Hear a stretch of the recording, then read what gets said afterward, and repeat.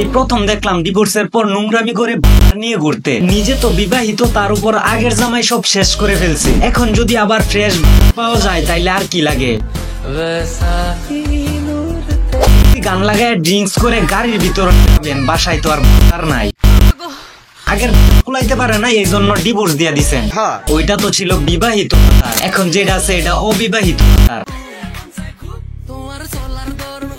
By chance এইটাও যদি না পারে, তাই টিকটক ভিডিও বানায় টিকটকে আপলোড করে রাইখা দিছে, যাতে ওইগুলা দেখায় খুব দ্রুত সময়ের মধ্যে কাস্টমার এনশিওর করা যায়। আর যখন বিবাহিত ছিল না, অবিবাহিত ছিল না, তখন আবার করছে কামিতা, মানে সেম লিঙ্গ সেম কাজ। বুঝো নাই ব্যাপারটা? তাইলে আর কি, ভালোবাসার দিনে ভালোবাসাটা হয়েই গেল। আসলে সবাই স্বার্থ খুঁজে, কেউ সেক্সুয়াল স্বার্থ খুঁজে, কেউ টাকার স্বার্থ খুঁজে। এই টিকটকার আপু কোন স্বার্থ খুঁজে আপনারা কমেন্টে বলে যাবেন। যখন কেউ নোংরামির দিকে চলে যায় তখন ওইটা ছাড়া কেউ থাকতে পারে না। সেজন্য যদি নিজের স্বামীকে ছাড়তে হয় তাই করবে।